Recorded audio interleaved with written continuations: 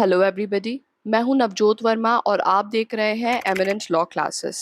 आज के वीडियो में हम कॉन्स्टिट्यूशन के पार्ट 1, पार्ट 2 और पार्ट 3 के बेसिक्स को कवर करेंगे। हम देखेंगे कि ये तीनों पार्ट्स क्या कहते हैं और इनके आर्टिकल्स क्या कहते हैं। फिलहाल हम इन आर्टिकल्स को पार्ट वाइज देख रहे हैं। अपकमिंग वीडियोस में हम हर एक आर्टिकल को डिटेल में समझेंगे। तो चलिए कवर करते हैं constitution at a glance. Constitution एक किताब की तरह होती है। वो स्पेसिफाई करती है कि क्या आइडियोलॉजीज़ और क्या प्रोसीजर फॉलो किए जाएंगे किसी भी नेशन में।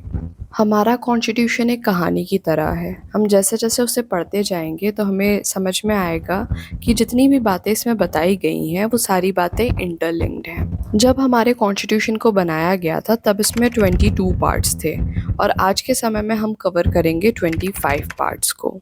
जब भी हम कॉन्स्टिट्यूशन के पार्ट्स को मेंशन करते हैं हमें हमेशा कॉन्स्टिट्यूशन के पार्ट्स को रोमन नंबर में मेंशन करना होता है। पार्ट 1 है the union and it's territory. इसमें आ जाते हैं आर्टिकल 1 से लेकर आर्टिकल 4 तक। Article 1 name and territory of the union. India, Bharat, इसे एक यूनियन ऑफ स्टेट्स माना जाएगा। जो भी स्टेट्स और टेरिटरीज़ हैं उनको स्पेसिफाई किया जाएगा फर्स्ट शेड्यूल में। फिर यहाँ पर इस बात को बताया गया है कि इंडिया की जो टेरिटरी है उसमें क्या आएगा।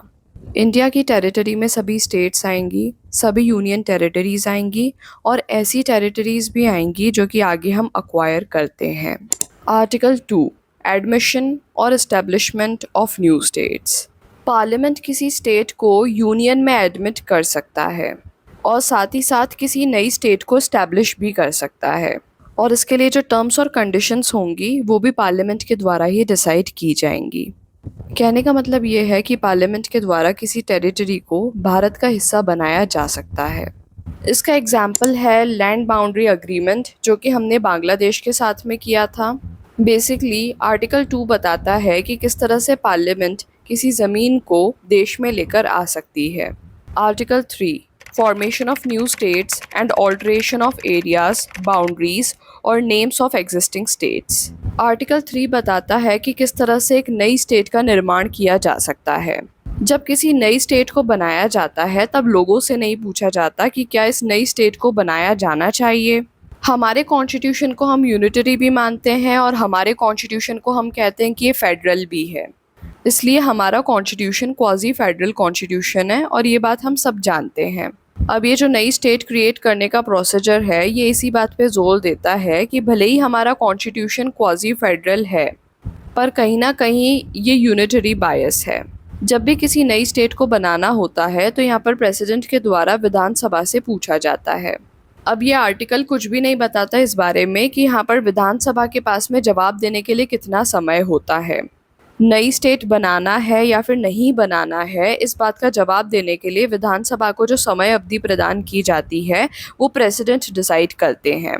अब भले ही फिर यहाँ पर विधानसभा से जवाब हाँ या ना आए इससे कोई फर्क नहीं पड़ता है। लोकसभा या फिर राज्यसभा के द्वारा एक एक्ट इनिशिएट किया जाता है जिससे स्टेट का रीऑर्गेनाइजेशन किया जाता है। बाद में इसे राज्यसभा और लोकसभा के द्वारा सिर्फ सिंपल मेजॉरिटी से पास करने पर ये प्रेसिडेंट के पास में पहुंचता है और प्रेसिडेंट के द्वारा इसे एसेंट दी जाती है। एग्जाम्पल के लिए मान लीजिए कि एमपी में विंध्याचल प्रदेश बनाना है। यहाँ पर प्रेसिडेंट के द्वारा सवाल किया जाएगा विधानसभा ऑफ मध्य प्रदेश से। अब इनका जवाब चाहे जो भी हो या तो लोकसभा या तो राज्यसभा के द्वारा एक एक्ट इनिशिएट किया जाएगा, reorganisation of Madhya Pradesh and formation of Vindhyachal Pradesh. इसे सिर्फ सिंपल मेजॉरिटी से पास करने की आवश्यकता है लोकसभा और राज्यसभा में और फिर ये पहुंच जाता है प्रेसिडेंट की एसेंट के लिए और इस तरह से एक नई स्टेट को बना दिया जाएगा। अब यहाँ आप देख सकते हैं कि इंडियन कॉन्स्टिट्यूशन के फेडरल होने पर यूनिटरी ज़्यादा भारी पड़ रहा है। बात स्टेट की है पर सारे डिसीजन सेंटर के द्वारा लिए जा रहे हैं। चलिए अब देखते हैं कि आर्टिकल 4 क्या कहता है। आर्टिकल 4 ये बताता है कि जो पार्लियामेंट ने किया है आर्टिकल 2 और आर्टिकल 3 में ये कोई अमेंडमेंट नहीं है। हाँ, पर अगर कॉन्स्टिट्यूशन में कहीं चेंज आएगा तो 2 शेड्यूल्स ऐसे हैं जिसमें कॉन्स्टिट्यूशन में चेंज आएगा। शेड्यूल 1 में जो नई स्टेट क्रिएट की गई है उसका नाम ऐड हो जाएगा। और शेड्यूल 4 में जो नया स्टेट क्रिएट किया गया है उसे राज्यसभा की सीट्स दे दी जाएंगी। अब जब छत्तीसगढ़ को एक नई स्टेट में कन्वर्ट किया गया था तो यहाँ इसका नाम जोड़ा गया था शेड्यूल 1 में और इसे राज्यसभा सीट्स प्रोवाइड की गई थी शेड्यूल 4 में। अब हम ये देखते हैं कि पार्ट 2 ऑफ इंडियन कॉन्स्टिट्यूशन क्या कहता है। Part 2 of Indian constitution cover करता है सिटीजनशिप को। इसमें आते हैं आर्टिकल 5 से लेकर आर्टिकल 11 तक। आर्टिकल 5 बात करता है citizenship at the commencement of the constitution. Article 5 ये बताता है कि कॉन्स्टिट्यूशन के कमेंसमेंट के बाद किन व्यक्तियों को सिटीजनशिप मिलेगी।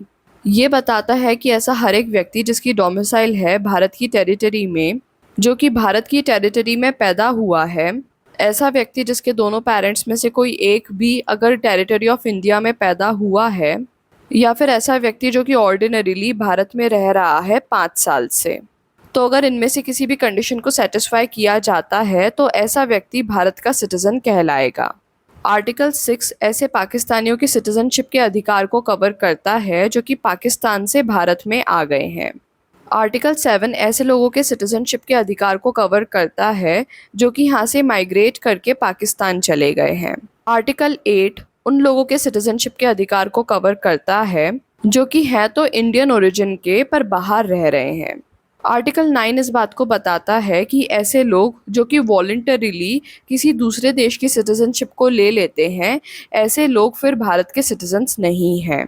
अगर कोई व्यक्ति विदेश में जाकर वहाँ की सिटीजनशिप ले लेता है तो उसकी यहाँ की जो भारतीय सिटीजनशिप है वो यहीं ख़त्म हो जाती है।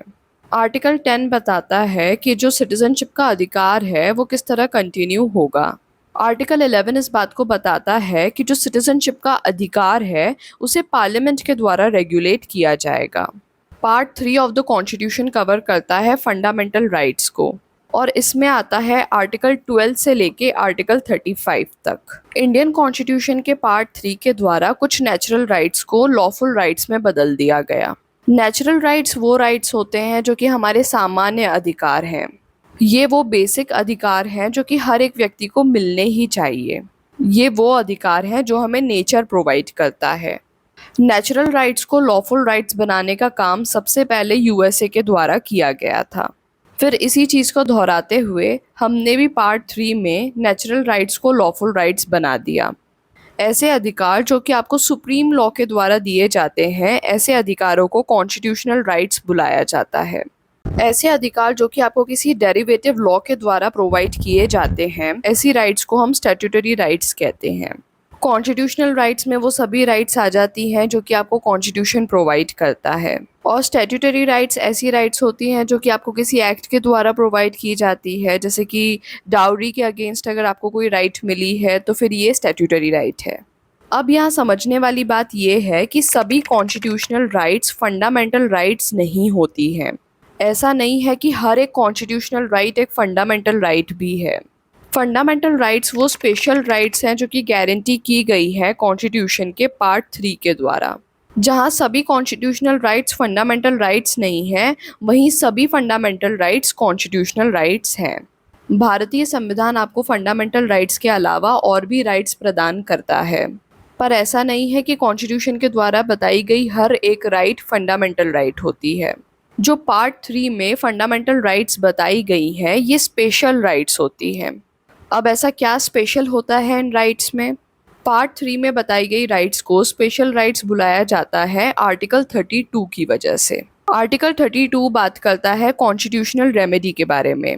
अगर स्टेट आपको आपकी फंडामेंटल राइट प्रोवाइड नहीं करती है तो आप सुप्रीम कोर्ट के पास जा सकते हो अंडर आर्टिकल 32 और अपनी फंडामेंटल राइट ले सकते हो।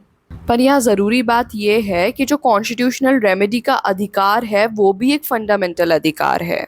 मान लीजिए कि आपकी फंडामेंटल राइट का हनन किया गया है किसी स्टेट की अथॉरिटी के द्वारा। आप इस बात को लेकर सुप्रीम कोर्ट में पहुँचते हैं और आप आर्टिकल 32 का हवाला देते हैं, तो यहाँ पर सुप्रीम कोर्ट मना नहीं कर सकती है। आर्टिकल 32 के अंतर्गत कॉन्स्टिट्यूशनल रेमेडी पाना भी एक फंडामेंटल अधिकार है। तो पार्ट 3 में जितने भी राइट्स बताए गए हैं वो सारे राइट्स तो फंडामेंटल राइट्स हैं ही। आर्टिकल 32 जो कि इन सभी राइट्स को प्रोटेक्ट करता है और कॉन्स्टिट्यूशनल रेमेडी बताता है, वो भी अपने आप में एक फंडामेंटल राइट है। सुप्रीम कोर्ट के पास जाकर अपनी फंडामेंटल राइट्स को एनफोर्स करवाना भी अपने आप में एक फंडामेंटल राइट है। आर्टिकल 12 डिफाइन करता है स्टेट को। आर्टिकल 12 बताता है कि स्टेट की हर एक अथॉरिटी स्टेट में ही आएगी, मतलब हर एक गवर्नमेंट बॉडी जो कि गवर्नमेंट के द्वारा फंडेड है, तो ये सारी बॉडी स्टेट में ही आएंगी। तो यहाँ पर जो राइट्स आपको आर्टिकल 13 से लेकर आर्टिकल 35 तक में दी गई हैं, स्टेट आपके इन अधिकारों को आपसे नहीं छीन सकता है। देखिए, समझने वाली बात यह है कि जो अधिकार आपको आर्टिकल 13 से लेकर आर्टिकल 35 में दिए गए हैं, उन अधिकारों को आपसे स्टेट नहीं छीन सकती है। हाँ, पर प्राइवेट व्यक्ति आपसे इन अधिकारों को छीन सकता है। अब देखिए, हमारे पास में फ्रीडम ऑफ स्पीच है। स्टेट आपसे फ्रीडम ऑफ स्पीच को नहीं छीन सकती है, नहीं तो आपके पास में कॉन्स्टिट्यूशनल रेमेडी है अंडर आर्टिकल 32। पर एक प्राइवेट व्यक्ति आपसे फ्रीडम ऑफ स्पीच को छीन सकता है। फॉर एन एग्जाम्पल, आप क्लास में हैं और प्रोफेसर आपसे कहते हैं कि आप आपस में बातचीत नहीं करेंगे, तो यहाँ प्राइवेट व्यक्ति के द्वारा आपका फ्रीडम ऑफ स्पीच छीन लिया गया है। पर यहाँ इसके लिए कोई कॉन्स्टिट्यूशनल रेमेडी नहीं है। तो इस बात को क्लियरली बताया गया है। आर्टिकल 12 में स्टेट को डिफाइन किया गया है और ये बताया गया है कि स्टेट के द्वारा आपसे आपकी फंडामेंटल राइट नहीं छीनी जा सकती है। आर्टिकल 13 इस बात को बताता है कि अगर कोई भी लॉ बनाया जाएगा जो कि फंडामेंटल राइट्स के अगेंस्ट है, तो ऐसा लॉ वॉइड माना जाएगा। एग्जाम्पल के लिए, केरला में एक नया लॉ बनाया जाता है, उसमें ट्रेड को रेस्ट्रिक्ट किया जाता है। पर अपने ट्रेड को कैरी आउट करना तो एक फंडामेंटल राइट है जो आपको 19G में दी गई है। तो यहाँ पर केरला का बनाया हुआ ये लॉ वॉइड हो जाएगा। आर्टिकल 14 बात करता है इक्वालिटी बिफोर लॉ की। हम सभी लोग लॉ के सामने एक समान हैं। आर्टिकल 15 डिस्क्रिमिनेशन को प्रोहिबिट करता है। आर्टिकल 15 बताता है कि आप religion, race, caste, sex, place of birth या फिर इनमें से किसी भी ग्राउंड पे किसी व्यक्ति के साथ भेदभाव नहीं कर सकते हैं। आर्टिकल 16 बताता है कि हर व्यक्ति को पब्लिक एम्प्लॉयमेंट में इक्वल अपॉर्चुनिटी प्रदान की जाएगी। और यही आर्टिकल इस बात को भी कवर करता है कि जो समाज का पिछड़ा वर्ग है उसे यहाँ पर रिजर्वेशन प्रोवाइड किया जाएगा, ताकि ये वर्ग भी बाकी वर्ग के साथ साथ चल सके और इसे भी इक्वालिटी ऑफ अपॉर्चुनिटी प्रोवाइड हो सके। आर्टिकल 17 छुआछूत को अबॉलिश करता है। आर्टिकल 17 अनटचेबिलिटी को अबॉलिश करता है, पर यहाँ पर अनटचेबिलिटी को डिफाइन नहीं किया गया है। आर्टिकल 18 टाइटल्स को अबॉलिश करता है। अब यहाँ आप टाइटल्स नहीं लगा सकते हो। एग्जाम्पल के लिए महाराजा, अधिराज, इस तरह का कोई भी टाइटल आप अपने नाम के साथ में यूज़ नहीं कर सकते हो अपने आप को दूसरों से बड़ा बताने के लिए। हाँ, पर जब बात आती है भारत रत्न की, तो ये कोई टाइटल नहीं है, ये अवार्ड है। अब आर्टिकल 19 क्या कहता है? एक नेता ने जोर से चिल्लाना शुरू किया। उसे देखकर काफ़ी सारे लोग असेंबल हो गए। नेता की बात सही पाई तो लोगों ने वहाँ पर एक एसोसिएशन फॉर्म कर लिया। अब यहाँ एसोसिएशन में लोग दोस्त बने, और अगर दोस्त हैं तो बाहर साथ में घूमने तो जाएंगे ही। बाहर घूमने जाएंगे तो हर समय घूमते नहीं रहेंगे, कहीं ना कहीं सेटल भी होंगे। अब सेटल होना है तो प्रॉपर्टी तो खरीदना पड़ेगी। अब सेटल हो गए हैं, प्रॉपर्टी खरीद लिए, तो घर चलाने के लिए कुछ ना कुछ ऑक्यूपेशन भी होना ज़रूरी है। इस तरह से आप याद कर सकते हैं आर्टिकल 19 को। आर्टिकल 19A बताता है कि आपके पास में freedom of speech and expression है। आर्टिकल 19B बताता है कि आप पीसफुली असेंबल हो सकते हैं बिना शस्त्र के। आर्टिकल 19C बताता है कि आप एसोसिएशंस, यूनियंस या फिर कोऑपरेटिव सोसाइटीज़ को फॉर्म कर सकते हो। आर्टिकल 19D बताता है कि आप भारत की टेरिटरी में फ्रीली घूम सकते हो। आर्टिकल 19E इस बात को बताता है कि आप रह सकते हो और सेटल हो सकते हो भारत के किसी भी पार्ट में। Article 19F right to property को कवर करता था, पर यहाँ क्या हो रहा था कि जन कल्याण के मार्ग में लोगों के पर्सनल बेनिफिट आ रहे थे। एग्जाम्पल के लिए, कोई डैम कंस्ट्रक्ट करना है पर पता पड़ता है ये तो किसी व्यक्ति की प्राइवेट प्रॉपर्टी है, तो अब ऐसी जगह पर डैम किस तरह से कंस्ट्रक्ट किया जा सकता है? अब जो कि अधिकार पार्ट 3 में आ रहा है, तो ये तो एनफोर्सिएबल है और यहाँ पर कॉन्स्टिट्यूशनल रेमेडी भी थी। तो इस अधिकार को यहाँ से हटाकर आर्टिकल 300A में शिफ्ट कर दिया गया। अब अगर किसी की प्राइवेट प्रॉपर्टी होती है और वहाँ सरकार कुछ करना चाहती है, तो सरकार ऐसे व्यक्ति को प्रॉपर्टी के बदले कॉम्पनसेशन प्रोवाइड करती है। इसमें और भी बहुत सारी चीज़ें होती हैं, पर इस आर्टिकल में हमको सिर्फ इतना याद रखना है कि कम्युनिटी का वेलफेयर इंडिविजुअल के वेलफेयर से बढ़कर है। इसलिए राइट टू प्रॉपर्टी को पार्ट 3 में से हटा दिया गया और आर्टिकल 300A में शिफ्ट कर दिया गया। फिर आता है आर्टिकल 19G, जो कि आपको फ्रीडम प्रोवाइड करता है कि आप किसी भी प्रोफेशन को प्रैक्टिस कर सकते हो और किसी भी ऑक्यूपेशन को, ट्रेड को या फिर बिजनेस को कैरी आउट कर सकते हो। आज के वीडियो में हमने पार्ट 1, पार्ट 2 और पार्ट 3 को ऊपर से देखा। जैसे ही हमारे सारे पार्ट्स हो जाते हैं, फिर हम एक एक आर्टिकल को डिटेल में कवर करेंगे। इस वीडियो में आपको समझ में आया होगा कि पार्ट 1, पार्ट 2 और पार्ट 3 में बेसिकली क्या दिया गया है। पार्ट 1 बात करता है भारत के बारे में, पार्ट 2 बात करता है भारत के लोगों के बारे में और पार्ट 3 बात करता है भारत के लोगों के अधिकारों के बारे में। अगर आप जानना चाहते हैं कि भारत में किस स्टेट को किस तरीके से जोड़ा गया, तो आप ये वीडियो देख सकते हैं।